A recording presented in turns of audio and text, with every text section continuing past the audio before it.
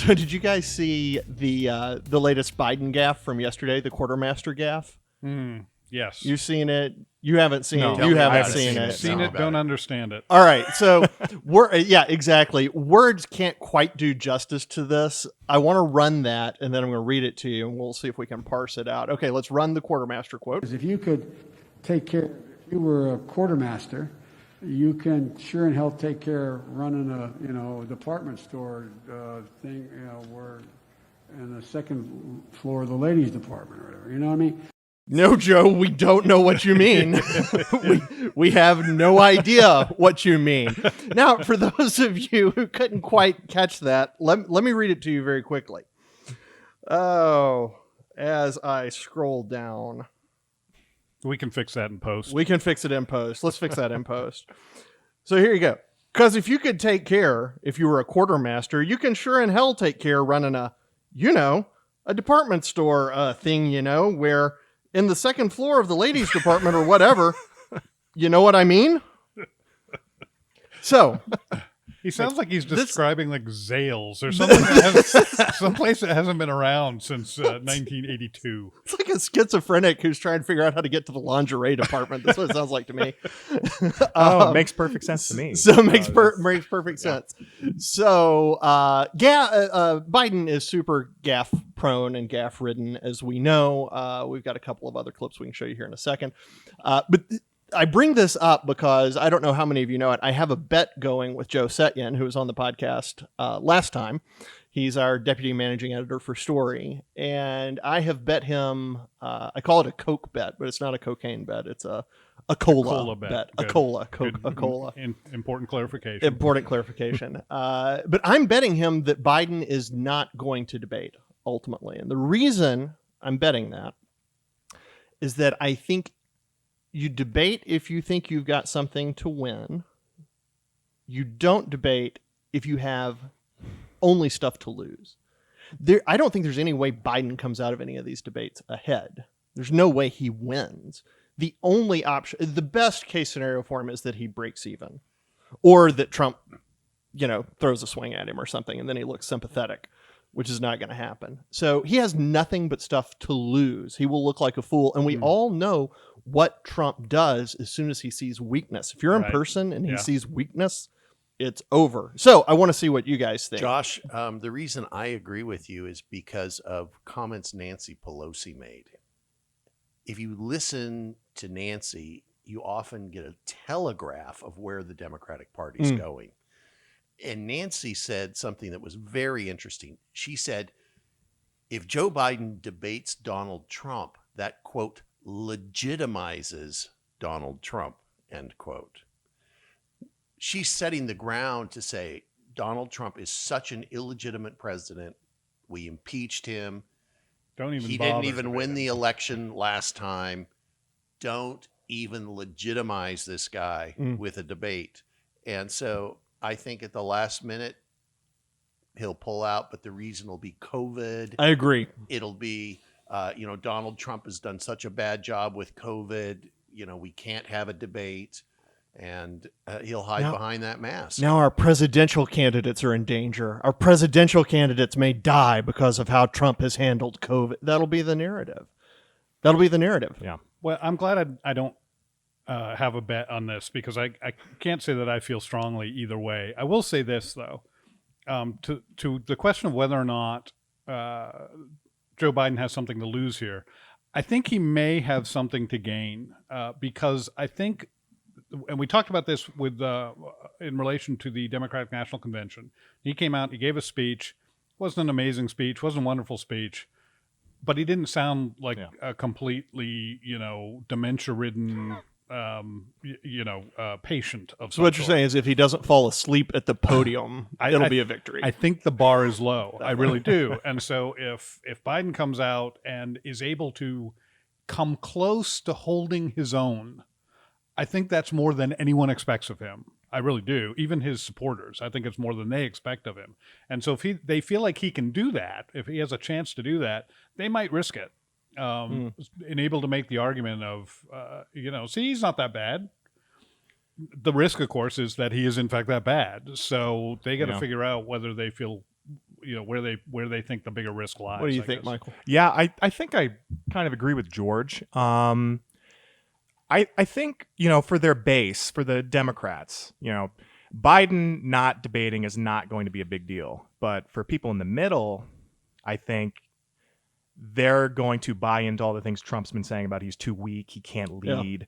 So I think Trump will benefit the most from debating Biden, but Biden might be hurt more by not debating and just looking really weak. That's an interesting calculation. I grabbed a couple of quotes. Here's one I don't know if I've ever heard before. This was attributed to Biden.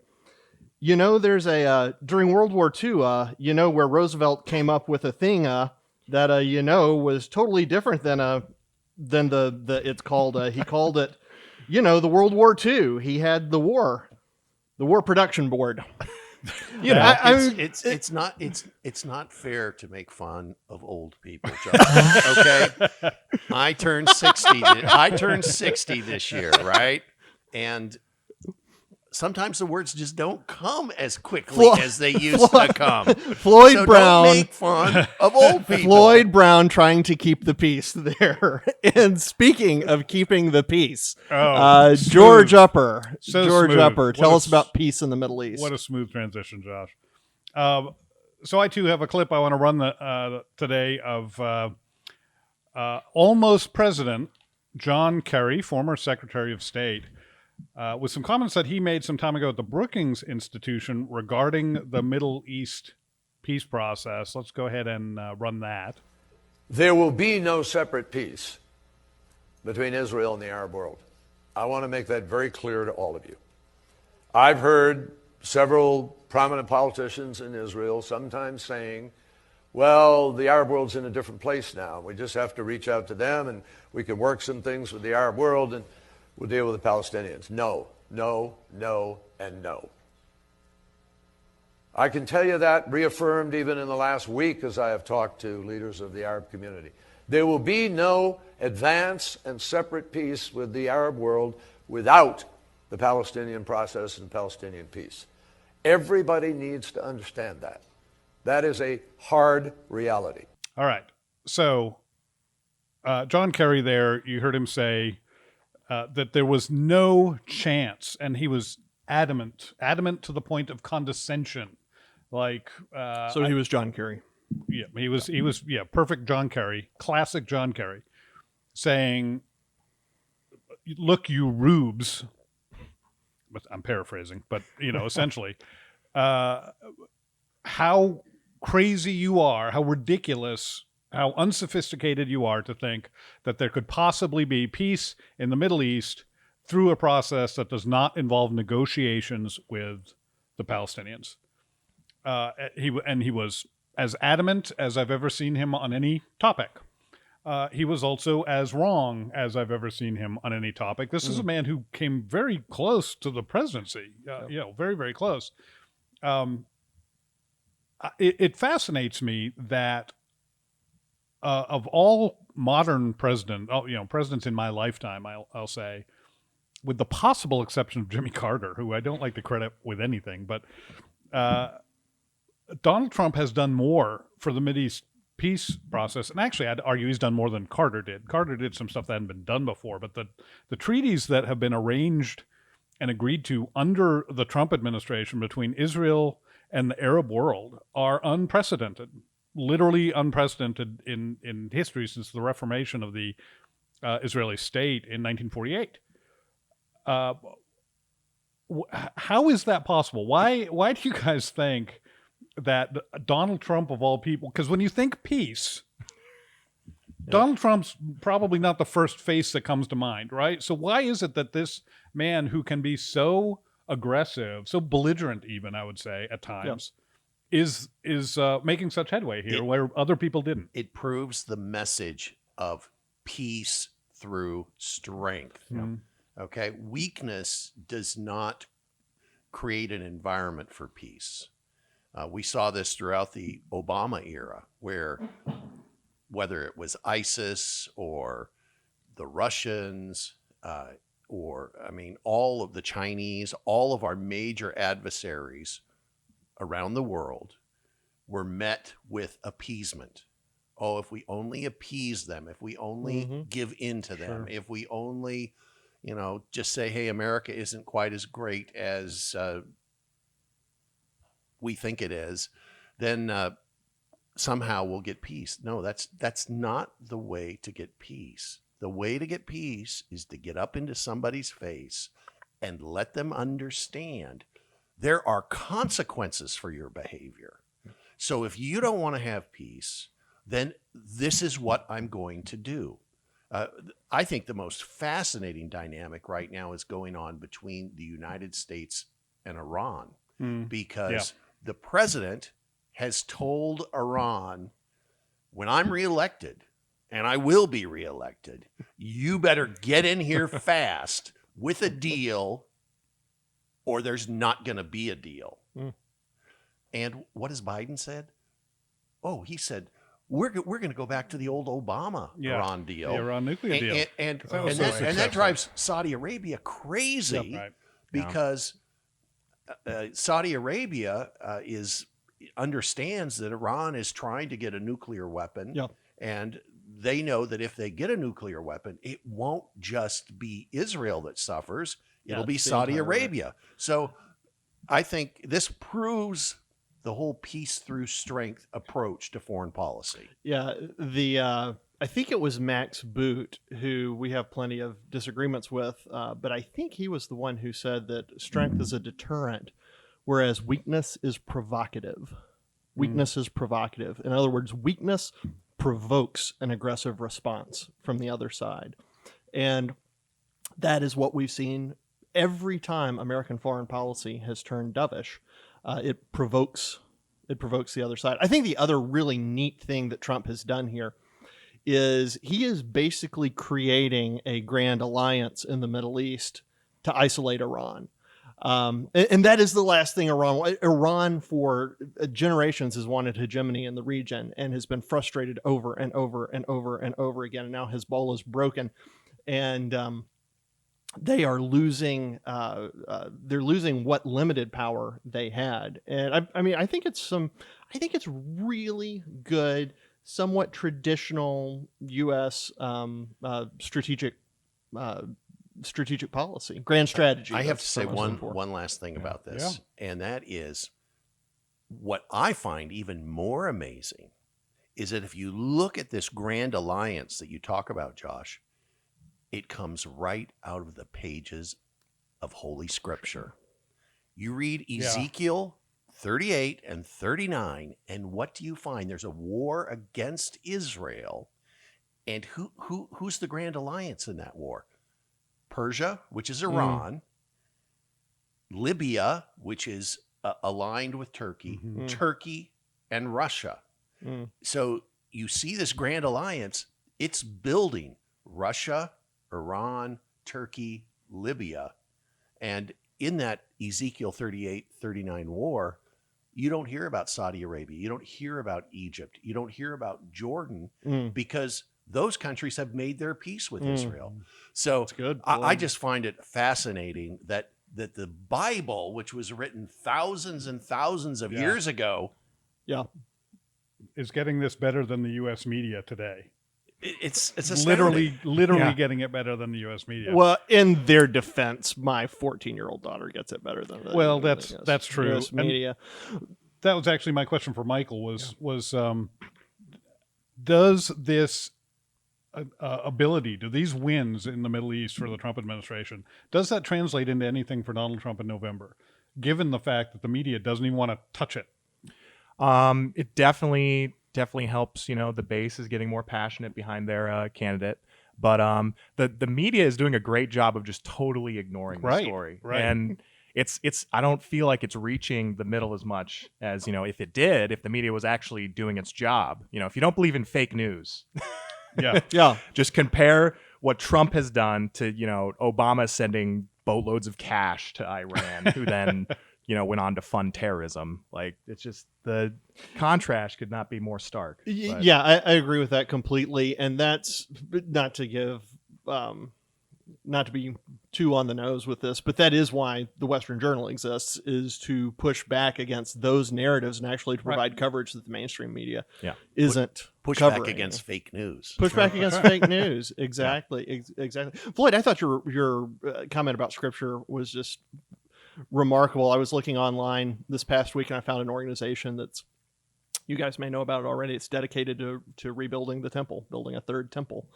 And, presumably, I think common interpretation of some passages in Revelation say that needs to be done before things finally wrap up. And they're trying to do it right now. It's exciting times.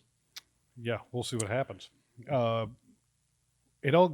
back to the point you were just making, Josh, so that I can segue to Michael smoothly. We did, Western Journal does exist to equip readers with the truth, just like WJ Live exists to equip watchers and listeners with the truth. It's all about education. It is all about people not only being able to think critically, but having the information that they need to think critically. And where does that begin? It begins in for many people, for the majority of school children in this country, it begins in public school, public education, which we know has been drastically affected by COVID-19 and government action about that, which is, I think, where Michael's segment comes in. Yeah, so remote learning just has been a complete failure by, every report that we've had on it so far. So, we've heard a lot of examples of parents and teachers being really upset with how things are going down, but now we're starting to get some concrete evidence that the remote learning just is not working.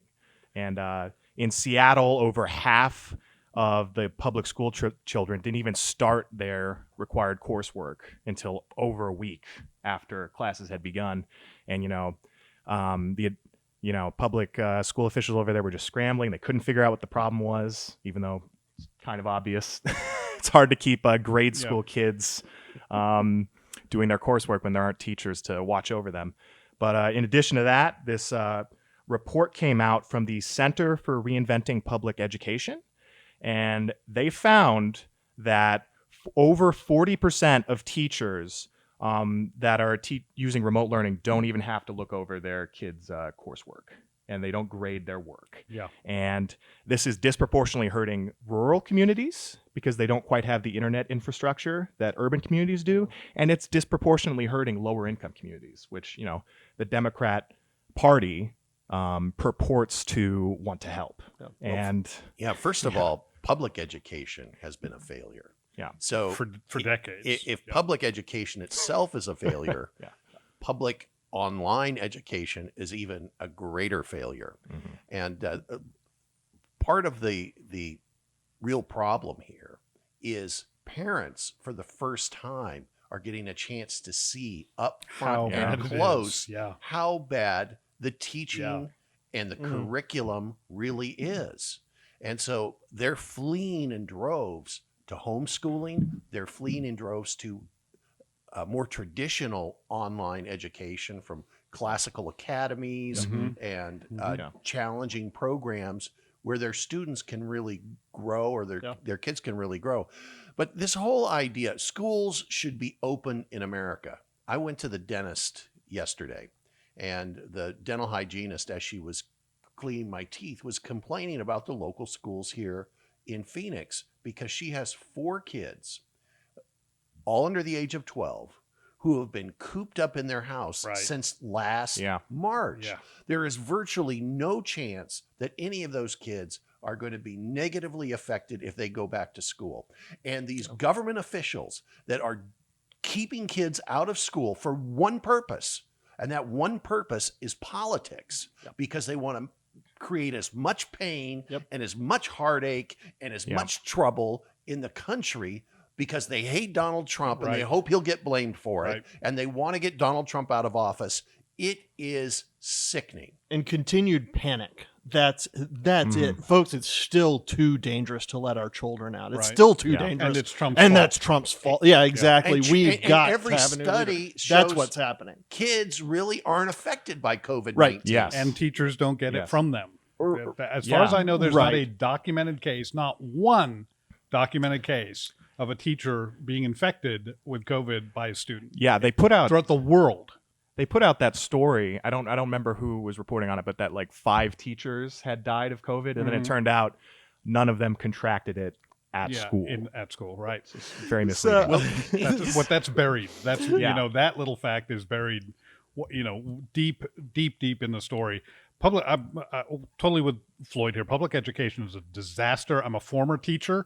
I've taught everything from middle school through college, and the one thing that I learned in my several years of doing that is that education only works in 2 cases: when you have an exceptional student who really wants to learn, and there are some of those folks, but they're the exception, not the rule. Yeah. And when the parent Bingo. is directly involved.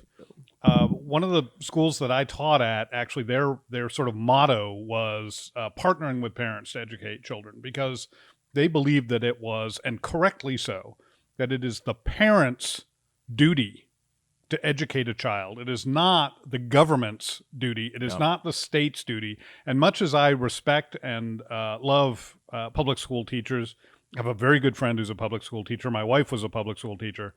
They are agents of the state. They are required to do what the state requires them to do. And at the end of the day, that's what you get. You get children who have been for 30 hours a week or 40 hours a week or however long they're in school. I hate to use the word, brainwashed, Propagandized. Indoctrinated. Yes. by agents of the state. Back before political correctness, when people considered public school teaching a calling, that wasn't such a bad thing because of the people involved in it. That is not what public education looks like today, with apologies to the few public school teachers who are, as I said, I know some of them. Have a good friend who is one. They're dedicated professionals. But yeah, for this, even dedicated professionals cannot excel in a broken system. Right, and they're handcuffs. You talk about systemic problems. Public education in America is a systemic problem. I do want to share my favorite remote learning story, though, that I've heard so far during this pandemic, which is the young man. This is one of those exceptional students I was talking about. Okay, this is obviously a bright young man who, in the age of Zoom classes, online classes, changed his name on Zoom to reconnecting ... and blanked his video out. Yeah. So that it always looked like he was there and never had to do anything. Unfortunately, he was caught because he misspelled reconnecting. Yes. Yes. But my hat's off to that guy. That, unfortunately that was me circa 8th grade. So I do have a lot of respect for that guy. Well, super quick observation here. I'm going to be the contrarian just a little bit. I think the system being broken is excellent. I saw a story the other day saying, "Oh my gosh, distance learning is going to cost us $13 trillion over the lives of these kids." And I figure, a few months not in the American education system can only be good for these kids. One other observation, Floyd, you talked about systemic issues in public schools. If there is one place that there is systemic racism, it is in public schools, because public schools keep minority children undereducated, underperforming, have the lowest standards possible for them. It is a shame, and minorities ought to be furious about it. The majority ought to be furious about it too. It is unfair and wretched. Yeah, and if you want to learn more about that, Thomas Sowell has written extensively on that subject. So, well, I want to bring up my topic, if that's all right, before we run out of time you're here. I want to talk about Twitter, because as we had a story yesterday about a virologist from China who actually fled China, came to the U.S. And she presented evidence that she believes that the virus was engineered in a lab, the COVID virus, and released either on purpose or by mistake of the Chinese Communist Party. And so immediately she was censored by Twitter. Right. Yesterday, also, Kanye West was censored by Twitter. And I had not heard that. And we I don't keep up with Kanye So- the way so- that I should. With Conway West. Conway You don't West. keep up with Conway Conway Guest. West. Conway Conway Guest. Guest. Yeah. Okay. Yeah. So I think some of the most important voices are being silenced by big tech. And while I'd love to talk about the virus, and I think it may have been engineered, I don't know. I'm not an expert. Yeah. Right. But she is.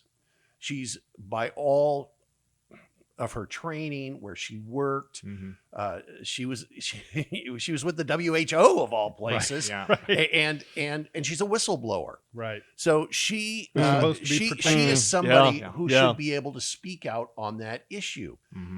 But these big tech platforms continue to censor people, and the truth is that if we want to be well informed ourselves, we need to exit ourselves from big tech. And I wanted to give some hope, okay? And I wanted to talk about a little app called Superfeed, because yesterday when Kanye was censored by Twitter, you couldn't get his most recent posts on Twitter. But my wife said, you know what? I've been following him on Superfeed. So she called up Kanye West's Twitter feed on Superfeed, and there were all of his tweets. And so Excellent. there are ways Excellent. that people can get around the censorship of big tech.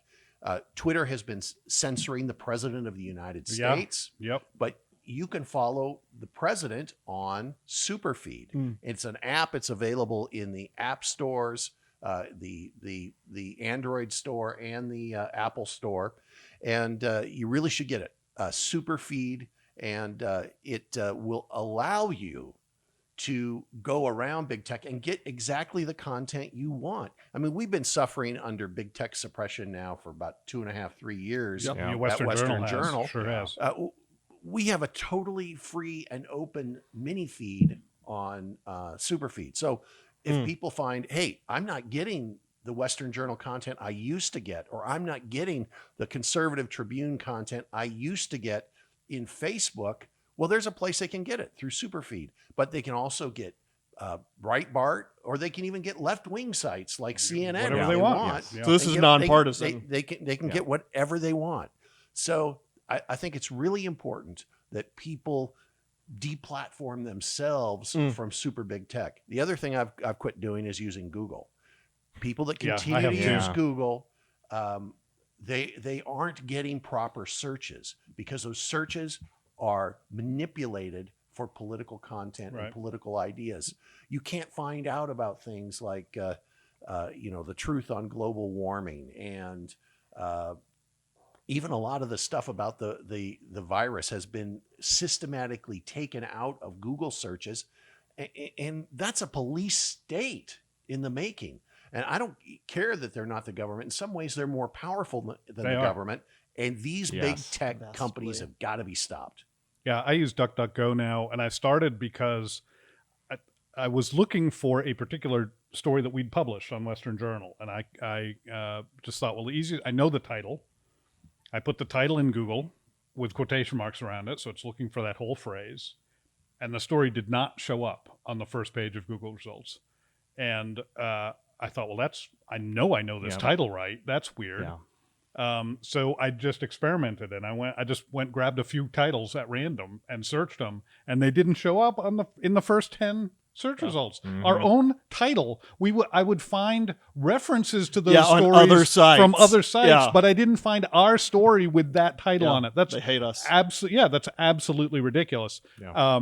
As a corollary to that, I talked a couple of days ago in our last podcast about Scott Atlas also being banned by big tech. Scott Atlas is a doctor and expert on pandemics, who has been essentially removed from YouTube for violating leftist doctrine that